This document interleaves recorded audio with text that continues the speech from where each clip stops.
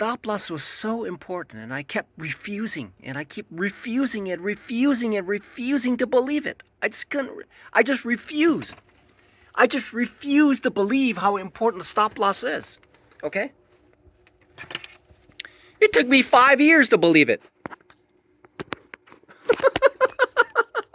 It took me 5 years to believe it. It took me 5 long years to believe how important the stop loss is. I refused to believe it. I refused. I refused. I refused to believe how important a stop loss is. Okay? I refused. I I just denied it. I stomped my feet against it. It's like the feeling of losing was so painful that I could not bear it. And so I allowed the trade to go on and on and on and on losing because I refused to accept the fact. I refused.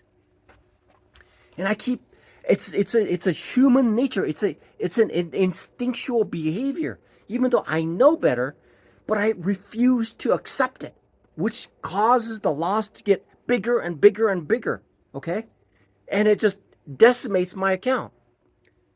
And the reason why I was profitable with the 5K was at that moment I was attempting to achieve a certain amount. And so I was stringently practicing stop loss. And the only reason why I lost the two 5K funded account, the reason why I lost the 5K funded account was because I allowed the trade to go against me while the FOMC was there. And so I refused. I refused to believe how important that is. Okay? I refused. I refused to believe when believing was going is essentially saving my trading. Okay?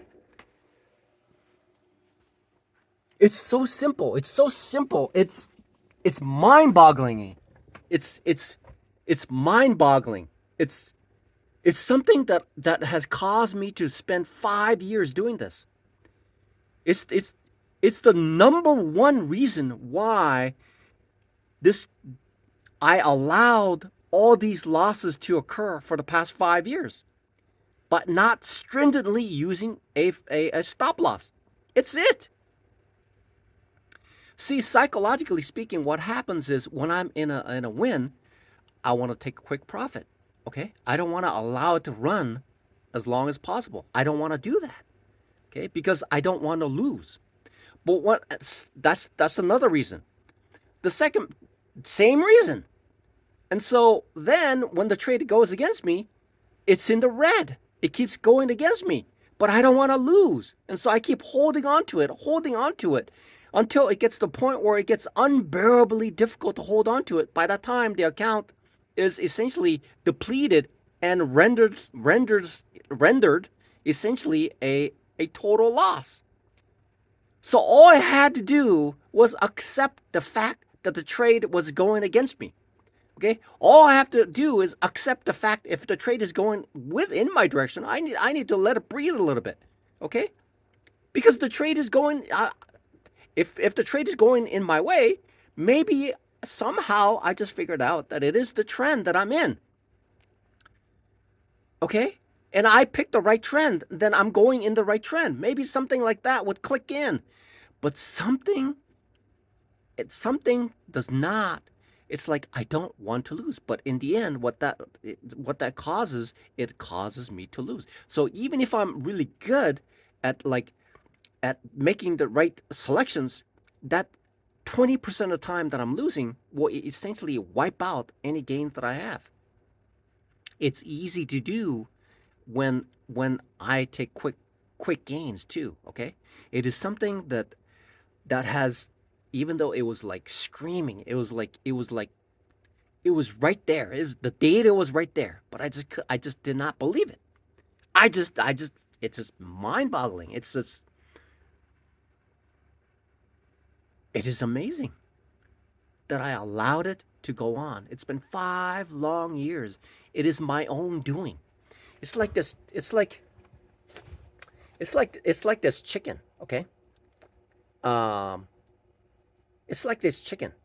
Okay, normally chickens, they can fly, right? They can fly short distances, and things like that. So what happens is, with a chicken coop, okay, chicken cage without the lid on, and put the chicken in there, the chickens, the dumb ones, will stay in there because it won't. It has no idea that it could jump out through the top and move about. Okay, that was like me. Okay, I I had no. This. People on YouTube keep saying that they're saying it. That's the standard procedure. But many of the YouTube videos are focused on how to make money, right?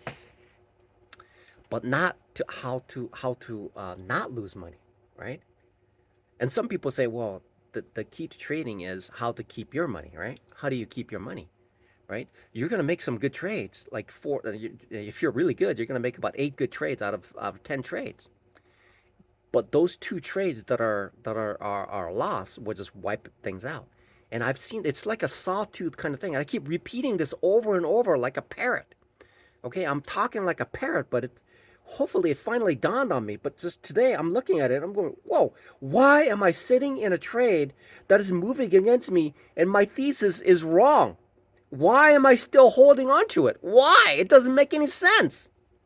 But I still kept holding on to it because I didn't set my stop loss. I didn't set it and say, hey, look, if it goes breaches here, my emotional person will not be able to make adjustments to it, and it'll keep allowing it to go.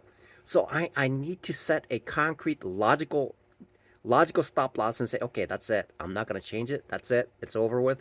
If it goes past it, then that's it. I can move on to it. I can free up my mind and things like that. I keep repeating this thing. I have better results that way. Okay? The data has been shown. It's a sloppiness, it's laziness that's costing me 5 long freaking years. 5 long freaking years. I could have had this taken care of. Like, I could have figured this. Wow, I could have done this like many years ago.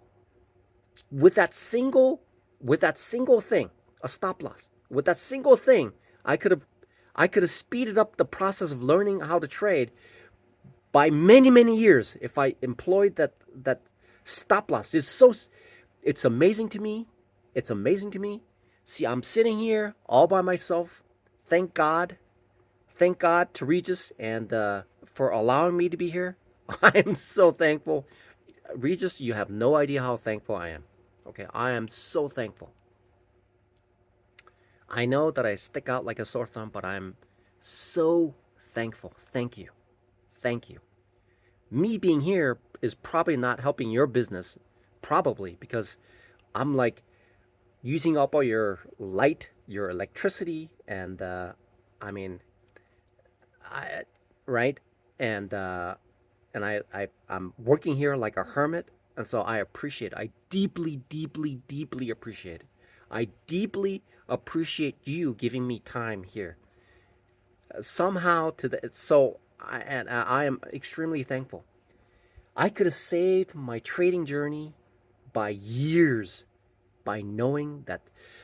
So there, now that I have explored trading and I've looked at data, looked at my involvement in the data, generation of that data with my imprint on it, with my fingerprint on it. Knowing how to enter into the trade, okay, that helps out to elevate the probability. But what the probability inherently has is something called a loss. That's why it's a probability, okay? Statistical probability. It's not 100%. So what that means is, on a statistical probability, on that basis, I'm going to run into a situation, even if I'm really good, of losing 20% of the time. And when I lose 20% of the time, that 20% of the time will essentially erase my account unless I put a stop loss in it. Because it's a sure thing that it's going to go against me. That's the whole reality of what the 20% of the time that I'm losing. But if I allow the trade to keep going against me, that's going to be a big problem. Out of those 10 times, There may be one or two that I can allow it to run, but there will be times when 6 times I cannot do that because it's not going to move to its full extent. It'll move to the full extent, but it'll reverse. And so it's good to just get out of those trades. It makes sense to take small scalping positions when that happens.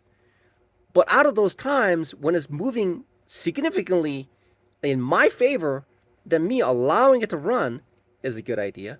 The other good idea is not allowing those times when it's moving against me. Okay? It's simple as that. It's simple statistical data math.